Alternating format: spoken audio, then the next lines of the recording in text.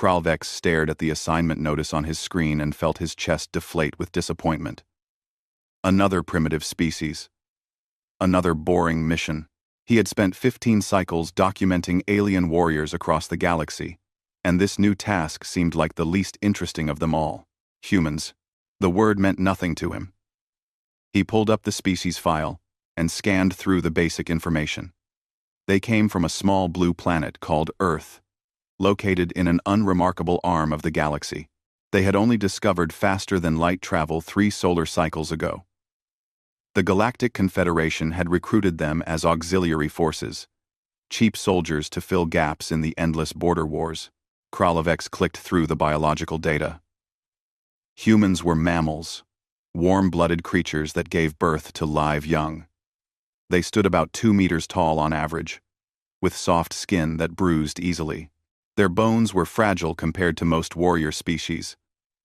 They had no natural weapons, no claws or fangs worth mentioning, no armor plating, no venom, no ability to regenerate lost limbs. Pathetic, Kralvex muttered to himself. He had documented the Crethean warriors, massive insectoid creatures bred specifically for combat. He had observed the Thaxian berserkers, who could fight for days without rest. He had written reports on the Velcron hive soldiers, who felt no fear and followed orders until death. And now, they wanted him to waste his time watching these weak mammals stumble through their first real war. The assignment was simple.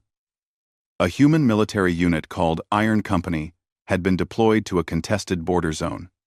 Kralvex would observe their combat performance and document their effectiveness. The Confederation wanted data on whether humans were worth the cost of recruitment, or if they should be relegated to support roles far from actual fighting. Kralvex accepted the mission with a heavy sigh. At least it would be quick. Humans would probably break and run at the first sign of real danger. He would file his report, recommend they be used for manual labor instead of combat, and move on to something more interesting. He pulled up the personnel files for Iron Company. 50 soldiers, all humans. Their leader was someone called Captain Do-hyun, a male of 34 solar cycles. The file included an image. Kralvex studied the face, seeing nothing remarkable. Dark hair, dark eyes, an expression that seemed calm. Too calm, perhaps, for someone about to enter combat. The second in command was Lieutenant Minho, listed as a tactical specialist. There was a female called Corporal Jiwon, identified as a combat engineer. Another female, Private Haejin, served as a medic. Kralvex noted that this was her first deployment. A complete novice. He read through their equipment lists. Primitive kinetic weapons that fired metal projectiles. Simple explosives. Basic communication devices. Nothing that would give them an advantage against a real military force. The Confederation had given them the cheapest gear available. Equipment that other species had discarded as obsolete. Kralvex prepared his observation drones. Small flying devices, equipped with cameras and sensors. They would follow the human unit and record everything. He could watch from the safety of his monitoring station, orbiting high above the combat zone in neutral space. The drones launched and made their way to the staging area where Iron Company was preparing for deployment. Kralvex watched the feeds with detached interest. The humans were saying goodbye to each other. Not the formal acknowledgments of duty that most species performed, but emotional embraces. They touched each other, held hands. Some even cried. Kralvex made a note in his report. Subjects display excessive emotional attachment. This will likely impair combat effectiveness. Honorably 1. 17 please. 17 please. He observed Captain Do-hyun walking among his soldiers, speaking to each one individually. The captain's voice was steady and quiet. Kralvex could not hear the words, but he saw how the other humans responded. They stood straighter. They nodded. Some smiled. Primitive bonding rituals, Kralvex noted. Attempting to build morale through personal connection. Inefficient use of pre-combat time. Lieutenant Minho gathered the squad leaders and spread out a tactical map. They discussed positions and strategies, pointing at different locations, arguing about the best approaches. Kralvex was surprised to see the captain allowing such debate. In proper military units, officers gave orders and soldiers obeyed. This democracy of ideas seemed dangerously chaotic. Corporal Jiwan worked on equipment, her hands moving quickly as she modified their defensive tools. She was improvising, changing the standard configurations without proper authorization. More chaos, more lack of discipline. Private Heijin checked medical supplies, her young face showing obvious nervousness. She kept looking at the other soldiers, her hands shaking slightly as she organized bandages and medicines. Kralvex almost felt pity. This youngling would probably not survive her first battle. The transport ships arrived, old cargo vessels barely suitable for military use. The humans boarded with their inadequate weapons and recycled armor. Kralvex watched them go, already composing his report in his mind. The mission briefing came through on the military channel. Iron Company was being sent to an abandoned mining colony on a planet called Tarsus 9. Civilian refugees were trapped there, unable to evacuate before Crethean forces arrived. The humans were to defend the civilians long enough for evacuation ships to arrive and extract everyone to safety. Kralvex pulled up the enemy force estimates. At least 200 Crethean warriors in the first wave, possibly more behind them. They had razor-sharp claws and mandibles that could tear through steel. Their exoskeletons could withstand most small arms fire. 50 humans against 200 Cretheans. It was not a battle. It was an execution. Kralvex settled into his observation chair and prepared to document the slaughter. He expected the humans to last perhaps 1 hour, maybe 2, if they were lucky.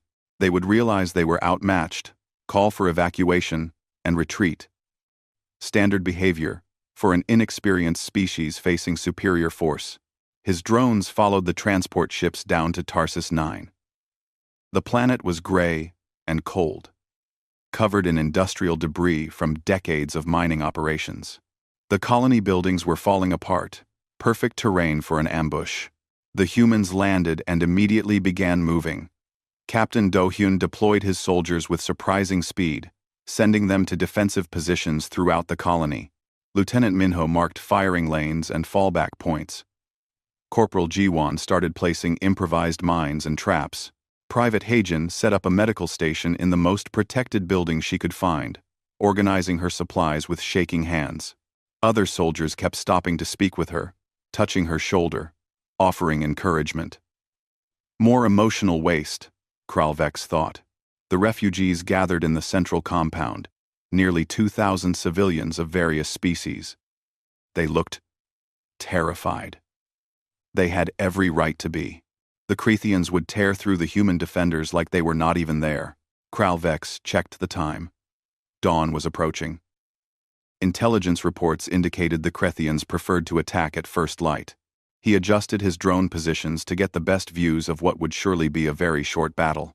Captain Do-hyun stood on top of a broken building, looking out at the horizon where the sun would soon rise.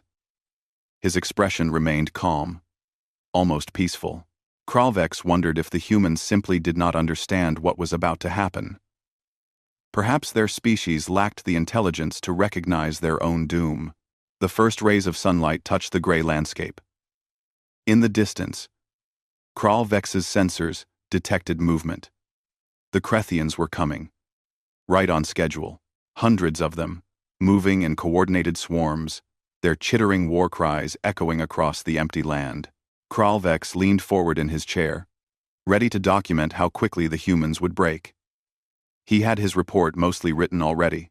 He just needed to fill in the exact time of their collapse and the casualty figures. What he witnessed in the next few hours would change everything he thought he knew about warfare, about courage, and about the strange species called humanity. The Cretheans came like a wave of death across the gray landscape. Kralvex counted 217 warriors in the first assault, their black carapaces gleaming in the morning light. They moved fast, scuttling on 6 legs, their claws clicking against the rocky ground. These were not the largest of their kind, but each warrior stood 3 meters tall and could rip apart most soldiers with ease. Captain Do-hyun watched them approach from his position on the rooftop. He raised his hand, holding it steady in the air. His soldiers waited, weapons ready, fingers on triggers. The Krethians came closer. 200 meters. 100. Kral Vex waited for the human commander to give the order to fire. Any competent officer would open fire at maximum range, try to thin the enemy numbers before they closed the distance. But Do-hyun's hand remained raised, steady and calm. 30 meters. Now, Do-hyun said quietly into his radio. The world erupted in fire and noise. Corporal Ji-won's improvised mines detonated across the Krethian front line. Explosions tore through their formation, throwing massive bodies into the air.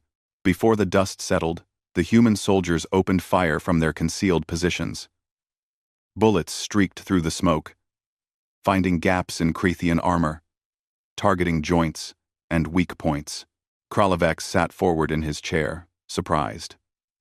The humans had waited until the enemy was close enough to ensure maximum damage from their traps. It was clever, he admitted. But it would not be enough. The Krethians recovered quickly from the initial shock. They split into smaller groups and charged the human positions, using rubble for cover, moving with the trained precision of born warriors. They returned fire with plasma weapons, green energy bolts that melted through concrete and steel. A Krethian squad reached the first human defensive line. 6 warriors against 3 human soldiers. The outcome should have been certain. The Krethians were larger, stronger, armored by nature itself. The 3 humans did not run. They held their ground and fought. Kral Vex watched through his drones as the humans used tactics he had never seen before. They worked together with perfect coordination, covering each other's movements, sharing ammunition, calling out enemy positions in constant communication. When one human reloaded, the others provided covering fire. When one was wounded, the others dragged him to safety while still shooting. The Krethians killed one of the 3 humans, tearing through his armor with razor claws.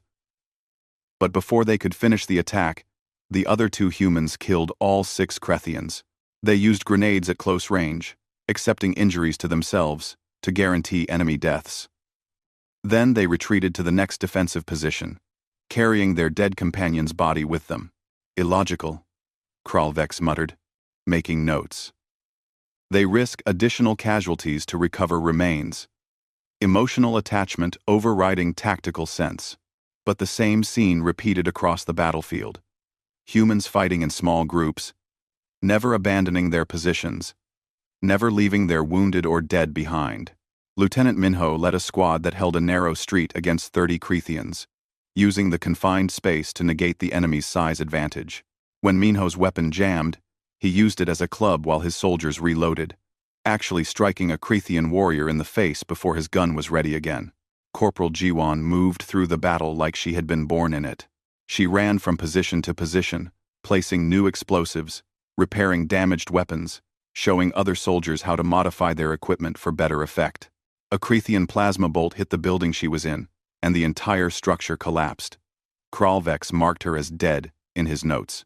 2 minutes later, Ji-won emerged from the rubble, bleeding from a head wound, and immediately started helping others dig out trapped soldiers.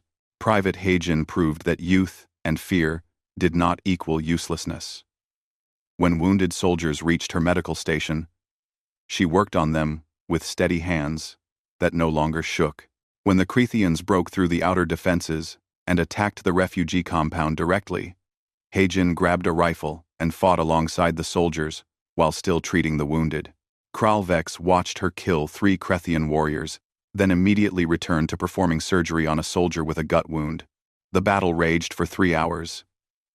The Krethians should have overwhelmed the human defenders in the first 30 minutes. Instead, they found themselves trapped in brutal close quarters, fighting where their size became a disadvantage and their numbers meant nothing in narrow spaces and ruined buildings. Then the second wave arrived. Kral Vex updated his count. 300 more Crethean warriors, fresh and ready, joining the 200 already engaged. Over 500 total enemies against the humans, who had already lost 12 soldiers. They will break now, Kralvex said aloud, certain of it. They must break. Captain Do-hyun gathered his surviving soldiers and gave new orders.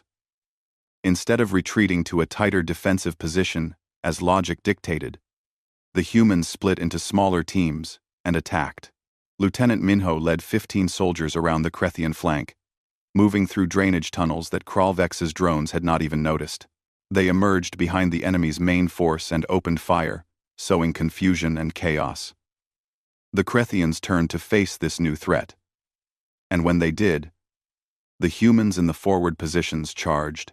Kralvex could not believe what he was seeing. Humans running toward the enemy. Not away.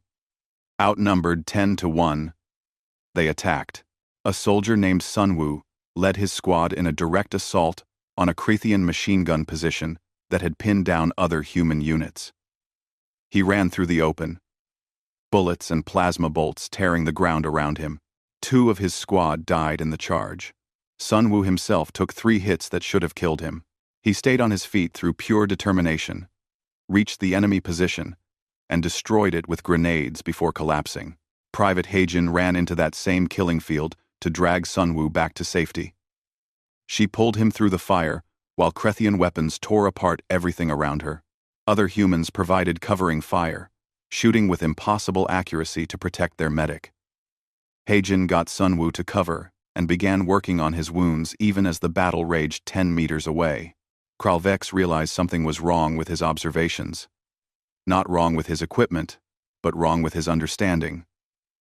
These humans were not fighting like any species he had documented before. They were not fighting for territory or resources or genetic imperative. They were fighting for each other. When a human fell, the others fought harder.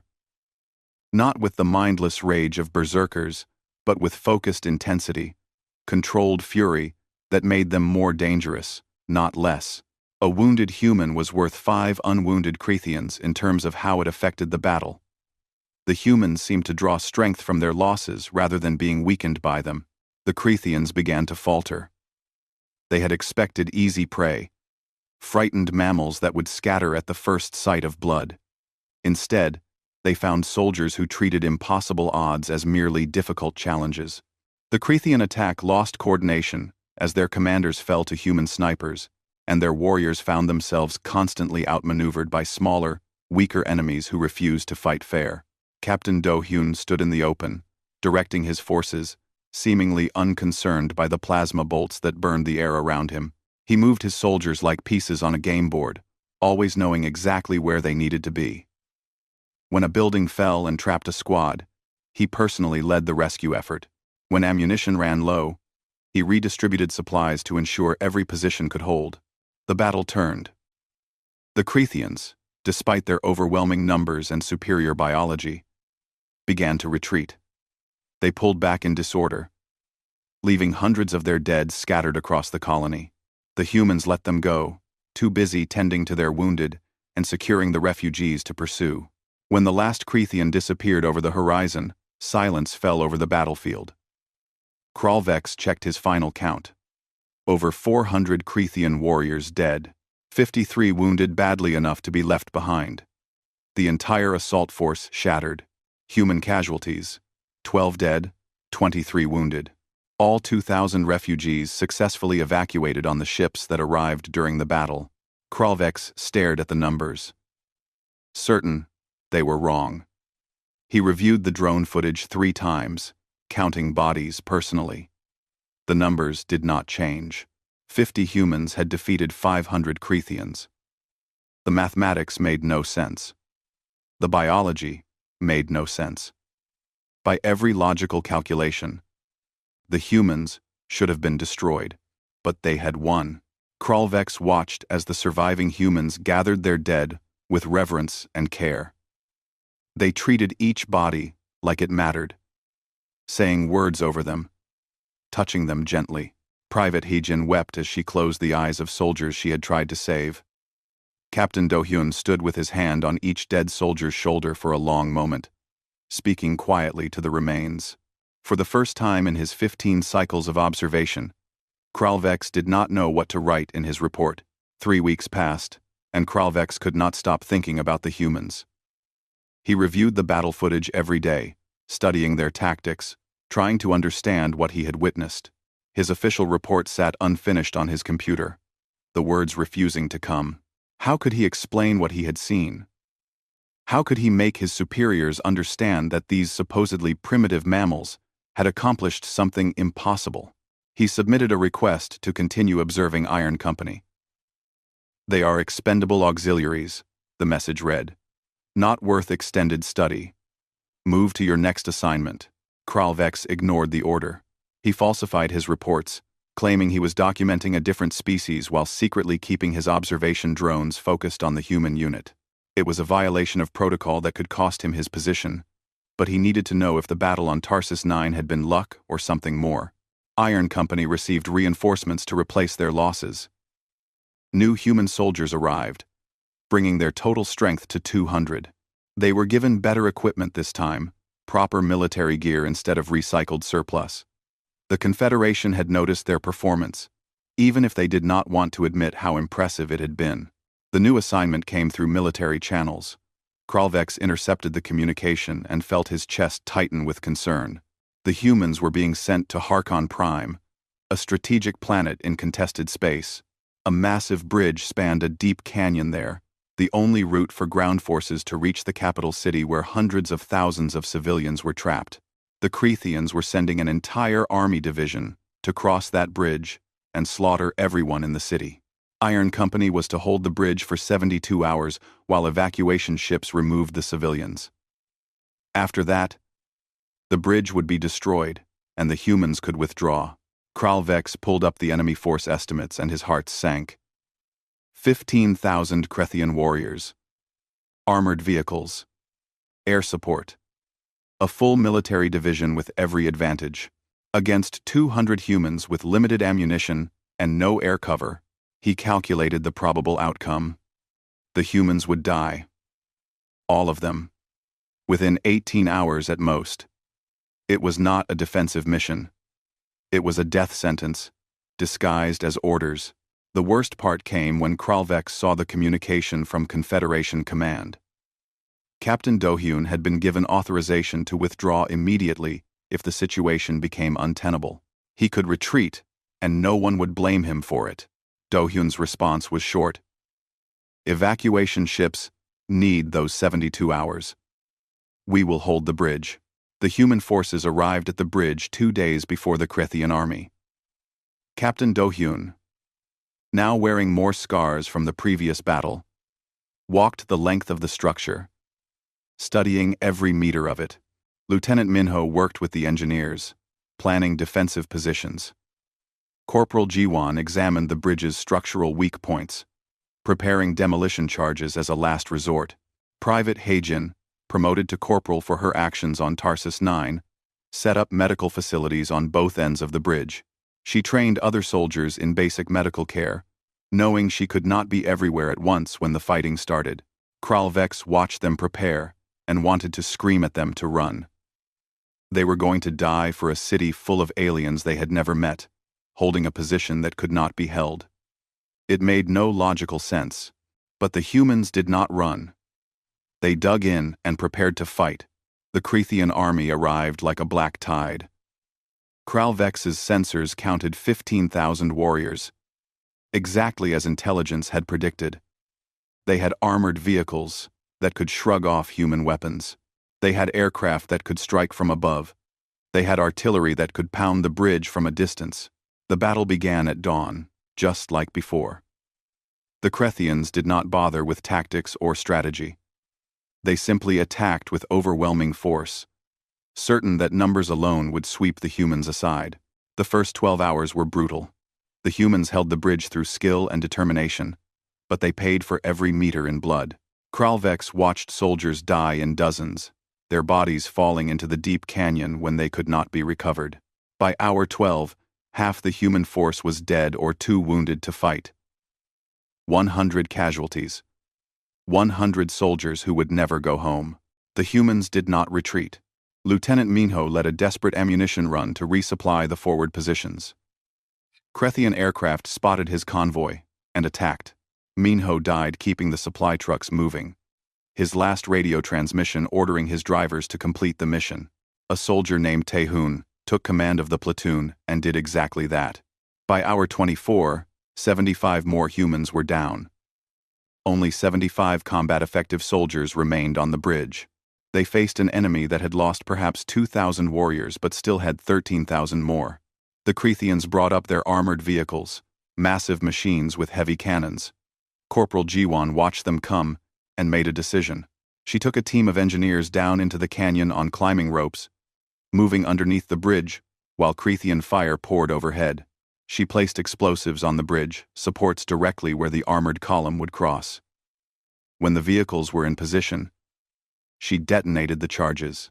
The bridge section collapsed, taking 50 Krethian vehicles and 300 warriors down into the canyon. Jiwon and her entire team died in the explosion. But the armored advance was stopped.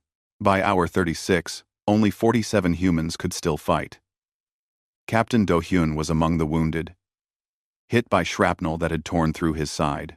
Corporal Hae-jin operated on him in a makeshift medical station while he continued giving orders, refusing to be sedated because his soldiers needed his leadership more than he needed comfort. Kralvex had stopped taking notes. He simply watched, unable to look away from the slow death of Iron Company. The Krethians changed tactics. They brought in special assault troops, elite warriors bred for breaking defensive positions. 2,000 of them attacked in coordinated waves, using the techniques that had shattered countless enemy lines. The humans killed them all. By hour 48, only 32 humans remained combat effective. They were out of grenades, low on ammunition. Many were wounded, but still fighting. The bridge was covered in bodies from both sides, the metal slick with blood. A soldier named Borum held the forward position with just 5 others. They were surrounded, cut off from the rest of the company. Borum's last radio transmission came through clearly. "Tell them we held. Tell them we did our duty." Then silence. By hour 60, 23 humans still fought.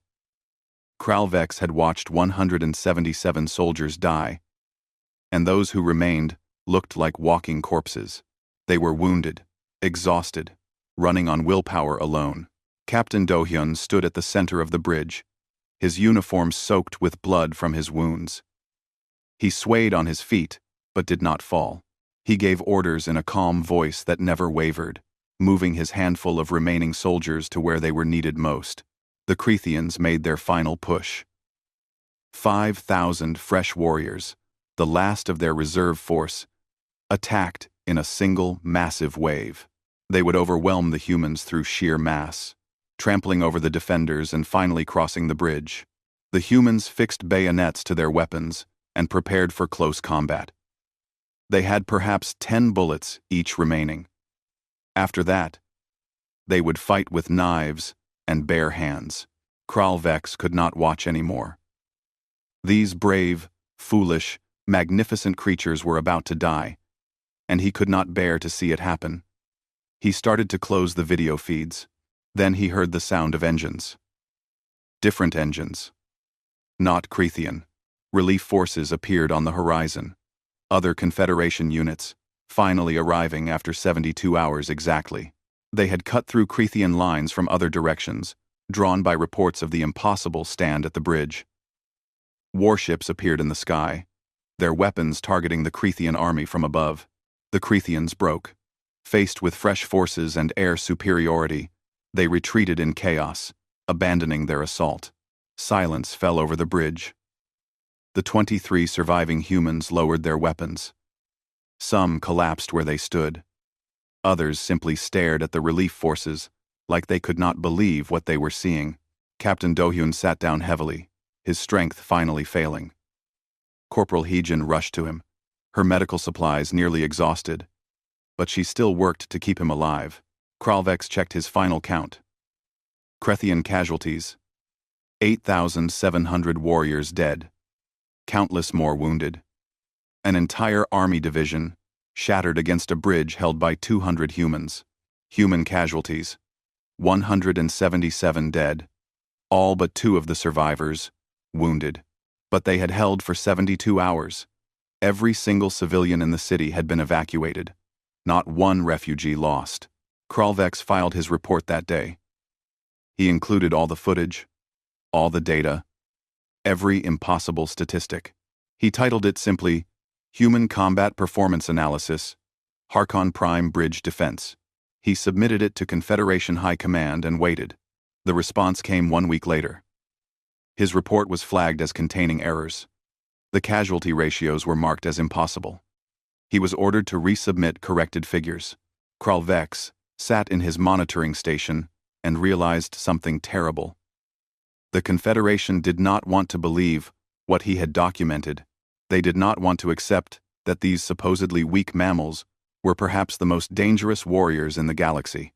And that meant the humans were in more danger than they knew, not from their enemies, but from their own allies. Kralvex received the summons to Confederation High Command 3 days after his report was rejected. He packed his research files, all the drone footage, every piece of data he had collected on human combat performance. If they wanted to dismiss his work, they would have to face the evidence directly. The High Command Station orbited a neutral planet, a massive structure where the galaxy's most powerful species made their decisions. Kralvex had never been there before. Junior observers did not get invited to such places unless something was very wrong. He was escorted to a small hearing room where 3 senior officials waited. They represented the Velthian Empire, the Thaxian Collective, and the Mordron Unity, the 3 most powerful military forces in the Confederation, not counting the Krethians, who were currently enemies. Observer Kralvex, the Velthian official began. Your report contains significant errors. There are no errors, Kralvex replied. Every figure is verified by multiple sensor readings. The footage is unedited. The casualty ratios are impossible, the Thaxian stated. Humans are classified as limited combat effectiveness. They cannot achieve 50-to-1 kill ratios against Krethian warriors. They did, Kralvex said. I watched it happen. Twice. The Mordron official leaned forward. Then your observation equipment is faulty. We will assign you new drones and you will resubmit proper data. Kralvex felt anger rising in his chest, an emotion he rarely experienced. You are asking me to lie, to falsify my reports. We are asking you to be accurate. The Velthian corrected.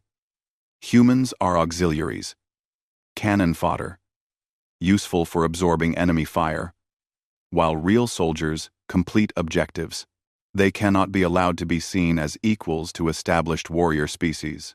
The truth hit Kralvex like a physical blow. You already know. You have seen other reports like mine. You know what humans are capable of. The 3 officials exchanged glances. The Thaxian spoke carefully. There have been other observations.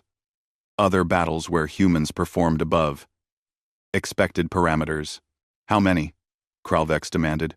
23 documented engagements, the Mordron admitted. In every case, human forces achieved victory despite numerical and technological disadvantages. 23 battles, Kralvex repeated. 23 impossible victories. And you suppressed all the reports. We maintained proper perspective, the Velthian said coldly. The Confederation has a hierarchy. Humans are recent additions, barely space-capable. If we acknowledge their combat superiority, they will demand full member status, seats on the High Command, equal military authority. They deserve it, Kralvex said. They are a threat. The Thaxian snapped. Every species in this Confederation earned their position through centuries of service. Humans have been here for 3 cycles. 3 cycles, and they want to rewrite the entire power structure. Kralvex understood now. This was not about military effectiveness. It was about fear. The established powers were terrified that humans would replace them. Suppress your report, the Velthian ordered. Accept a promotion. Continue your work documenting other species. Forget about the humans. And if I refuse, then you will face charges of falsifying military intelligence. You will be stripped of rank and position. Your career will end. Kralvex left the hearing room without answering. He wandered through the high command station, his mind churning. Everything he had believed about the Confederation, about honor and merit, had been revealed as lies. They did not care about truth. They cared about maintaining power. He found himself in an observation deck where off-duty military personnel gathered. At a corner table, he saw human soldiers. They wore Confederation uniforms now. Officially recognized as auxiliary forces, Kralvex approached them. Drawn by curiosity he could not explain. There were 5 of them. A female with gray-streaked hair, who introduced herself as Sergeant Yuna. A male named Captain Jiho, younger but with eyes that had seen too much. A female barely out of adolescence called Private Yunji. 2 others whose names Kralvex did not catch. "Can I ask you something?" Kralvex said. "Why do you fight the way you do?" Yuna studied him with those old eyes. "What do you mean?" "Speakst. Ask. I watched Iron Company hold a bridge for 72 hours. I watched them die rather than retreat. Why? You could have withdrawn. Saved yourselves." Captain Jiho smiled sadly. "Someone had to hold the bridge. Those civilians needed time to evacuate. We were the ones who could do it. So we did. But you lost so many soldiers. 177 dead. 177 heroes." Yunji corrected quietly. "They knew what they were doing. They chose to stand." "That is what I do not understand," Kralvex said. "Choice. Other species fight from instinct, from genetic programming. But humans choose to fight. Choose to die." Yuna nodded. "Every human child learns the same lesson.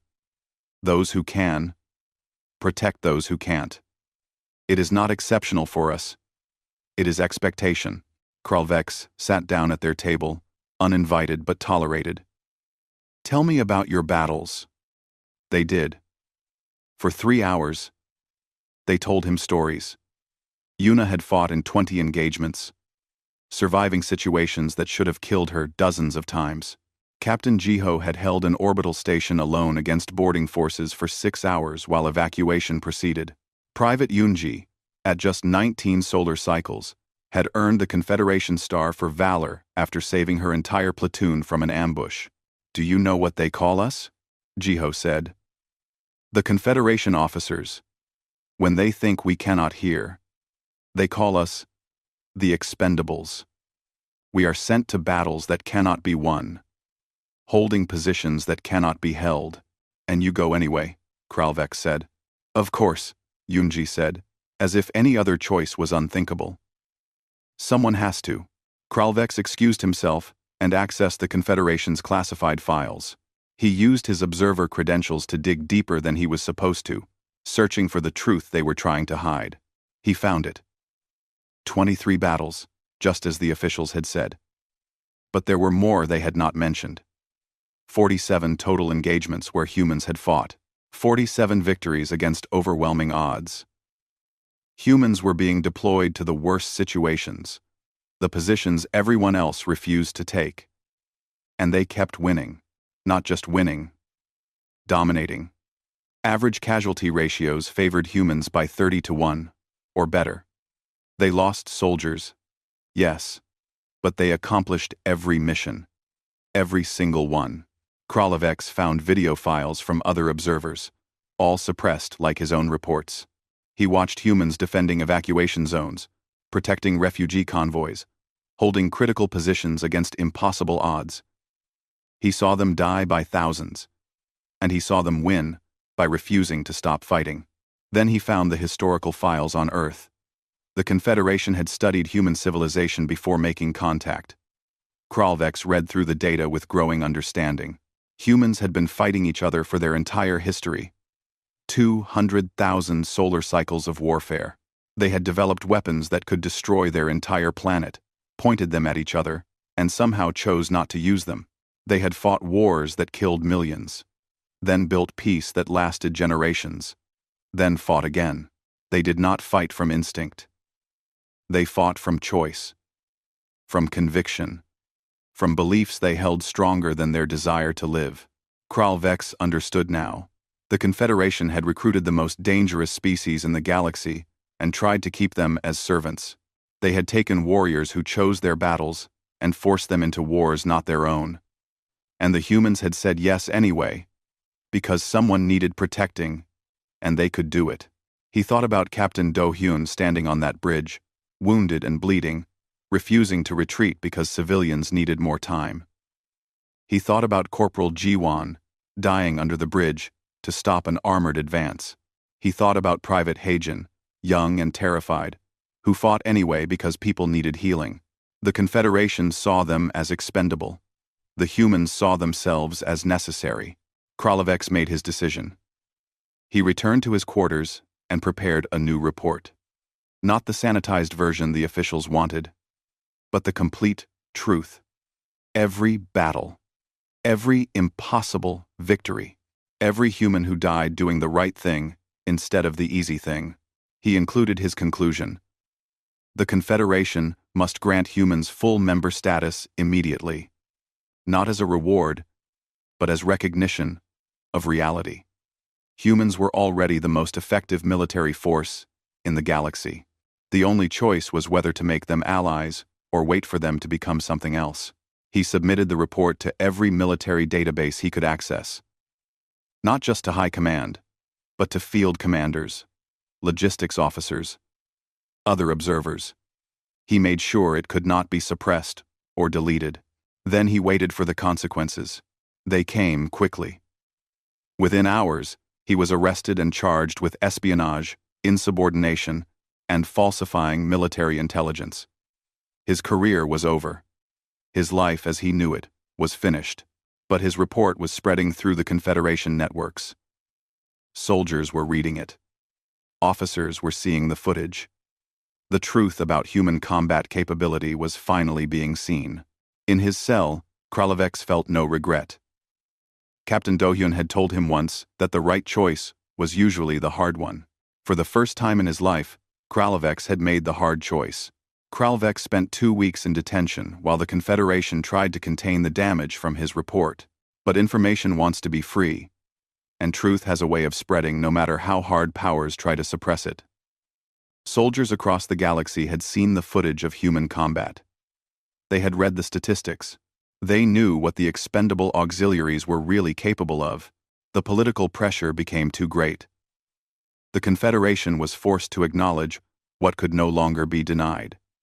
Humans were granted provisional military authority for special operations. Not full membership yet, but a step in that direction. Kralvex was released from detention without explanation. He found a message waiting for him. The Confederation needed human forces for an operation that every other species had refused. A suicide mission against the Krethian homeworld staging grounds, where their high command directed the entire war effort. 5,000 human volunteers had agreed to go. The mission was called Operation Cleansing Strike. Kralvex was assigned as official observer, his punishment apparently to document the massacre of the soldiers he had championed. He reported to the staging area and found the human forces preparing for deployment. Among them, wearing the rank insignia of a major now, was Do-hyun. The captain who had held the bridge had survived his wounds and been promoted to lead this operation. Kralvex approached him carefully. "Major, I did not expect to see you here." Do-hyun smiled, though his face carried new scars from the bridge battle. "Where else would I be? This is the mission that ends the war." "It is a suicide mission," Kralvex said quietly. "The fortress is defended by over 100,000 Krethian warriors. The Confederation expects you to fail. They expect all of you to die." "Probably," Do-hyun agreed. "But we will complete the mission anyway." Around them, humans prepared for battle. Kralvex recognized some faces. Lieutenant Haejin, now a captain, organizing medical teams. A pilot named Sojun checking his fighter craft. A demolition expert, called Minsok, studying maps of the fortress. "Why do you keep accepting these missions?" Kralvex asked. "You know they are sending you to die. Someone has to do it," Do-hyun said simply. If we do not end the Krethian threat, millions will die. Civilians who cannot protect themselves. So we go, and we do what needs doing. The assault fleet launched the next day. Kralvex embedded with the human forces, his observation drones following them into what every analyst predicted would be their destruction. The Confederation had given the humans older ships, older weapons, minimal support. They were expected to fail gloriously and die, proving they were just as mortal as everyone else. The fortress world appeared on sensors. A massive planet fortified over centuries, covered in defensive installations and garrison bases. Intelligence estimated 120,000 Krethian warriors defending it, with the high command bunker buried deep underground. The human fleet did not slow down. They did not request better equipment or reinforcements. They simply attacked. Kralvex watched their assault craft deliberately crash into defensive positions, the pilots using their own ships as weapons. Infantry deployed under heavy fire. Not seeking cover, but pushing forward constantly. They moved like a force of nature, unstoppable and merciless. The humans fought their way through the outer defenses in 6 hours. They should have been stopped at the first wall. Instead, they adapted to every defense, found weaknesses in every position, and never slowed down. Captain Hagen's medical teams operated in active combat zones, refusing to evacuate to safety. They set up field hospitals in captured buildings, while battles raged outside, treating wounded soldiers and sending them back into the fight. Minsok's demolition teams tunneled beneath the fortress like they had done at the bridge. But this time, they collapsed entire sections of the defensive structure, creating chaos among the Krethian forces. Hundreds of warriors died when their own bunkers fell on them. Captain Seoyun's fighter squadron conducted 47 consecutive strike missions without rest. They flew damaged aircraft held together with improvisation and determination, hitting enemy positions with precision that older, better-equipped pilots could not match. The battle became a systematic dismantling of everything the Krethians had built. Kralvex had thought he would witness humans being slaughtered. Instead, he watched them tear through the enemy forces like nothing could stop them. The Krethian defenders tried every tactic. They counterattacked in waves. They used their superior numbers to surround human positions. They called in reinforcements from other sectors. Nothing worked. The humans adapted faster than the Krethians could react, found solutions to every problem, and turned every disadvantage into an opportunity. Major Do-hyun directed the entire operation from the front lines, personally leading the final assault on the command bunker. He moved through enemy fire like he was invincible, his soldiers following him because they believed he was. The bunker defenses should have stopped any assault. They had been designed to withstand orbital bombardment. The humans breached them in 2 hours using explosive charges, cutting tools, and raw determination. They fought room to room, tunnel to tunnel, until they reached the heart of the fortress where the Krethian High Command waited. The enemy generals tried to surrender. The humans accepted, which surprised Kralvex. He had expected them to take revenge for all the deaths the Krethians had caused. But the humans simply secured the prisoners and completed their mission. The battle ended after 31 hours of continuous combat. Kralvex reviewed the final statistics with hands that shook. Krethian casualties: 87,000 warriors dead, 28,000 wounded. The entire High Command captured. The fortress destroyed. The Krethian war effort effectively ended. Human casualties: 1,847 dead, 3,100 wounded. The humans had accomplished in 31 hours what the Confederation had failed to do in 3 years of warfare. They had ended the war. Kralvex prepared his final report. He titled it honestly, "Sent to monitor humans in combat. Instead, I observed a massacre." He wrote the truth. The Confederation had not recruited auxiliaries. They had recruited apex predators and tried to keep them leashed. Humans were not weak mammals who needed protection. They were the most dangerous warriors the galaxy had ever seen, made more dangerous because they chose their battles rather than being driven by instinct. Every species in the Confederation fought because they were programmed to by evolution. Humans fought because they decided it was necessary. That choice made all the difference. He included his final recommendation: grant humans full Confederation membership immediately, give them a permanent seat on the high command, make them allies before they realized they did not need the Confederation at all.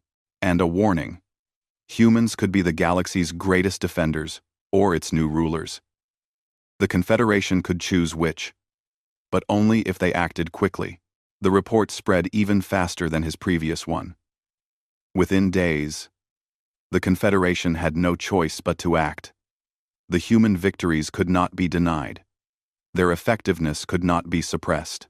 The footage of Operation Cleansing Strike showed clearly what 5,000 humans could accomplish. The vote was held 1 week later. By unanimous decision, humanity was granted full Confederation membership and a permanent seat on the Security Council. They would no longer be auxiliaries or expendables. They were equals, partners in galactic security. Kralvex watched the ceremony from a distance. Major Do-hyun represented humanity, accepting the membership charter with the same calm dignity he showed in combat. When asked to speak, he kept it brief. We did not seek this recognition. We sought only to do our duty and protect those who needed protection. We will continue to do so. As members of this Confederation, we will stand with those who cannot stand alone. We will fight for those who cannot fight. This is what we do. This is who we are. After the ceremony, Kralvex found himself face to face with officials from his own Velthian empire. They informed him he was stripped of rank for insubordination and falsifying reports. His career as an observer was over, but the human delegation intervened. They granted Kralvex honorary citizenship and offered him a position as liaison between humanity and the Confederation. He would document human integration into galactic society, helping other species understand these strange warriors who chose their battles. Kralvex accepted. He had lost his rank among his own people but gained something more valuable. He had gained purpose. He spent the following years watching humanity change the galaxy. They did not conquer or dominate as some had feared. They protected and defended, just as they always had. They fought battles others refused, held positions others abandoned, and saved lives that others considered expendable. Iron Company was formally disbanded, its survivors given choice assignments throughout human military. Major Do-hyun retired to Earth, finally going home after years of war. Captain Heejin led the first human-staffed hospital ship, bringing medical care to frontier worlds that had never known it. Private Yoonji became an instructor at the Confederation Military Academy, teaching other species the tactics that made humans so effective. Not the violence, but the philosophy behind it. Fight for others, not yourself. Choose the hard right over the easy wrong. Stand when others fall. Kralvex wrote one final report, 10 years after his first observation of human combat. He titled it, The Human Legacy. In it, he documented how humanity had changed the Confederation, how their example inspired other species to be better, braver, more willing to sacrifice for the greater good, how the galaxy had become safer because humans refused to accept that some battles could not be won. He ended with a personal note. I came to observe primitive warriors. I left, having witnessed the species that will define the next 1,000 years of galactic history, and I am grateful I chose to stand with them rather than against them. They taught me that the measure of a species is not their strength or technology, but what they choose to fight for. Humans fight for others. That makes them worthy of following. Years later, when asked about his career change from observer to advocate, Kralvex always gave the same answer. I did not change. I simply learned to see clearly. The humans were always what they are now. The rest of us were just too afraid to acknowledge it. The galaxy had learned its lesson. Never underestimate the species that chooses to fight. Never mistake their kindness for weakness. And never, ever send them to hold a position you think cannot be held, because they will hold it anyway, and in doing so, they will show you what true warriors look like.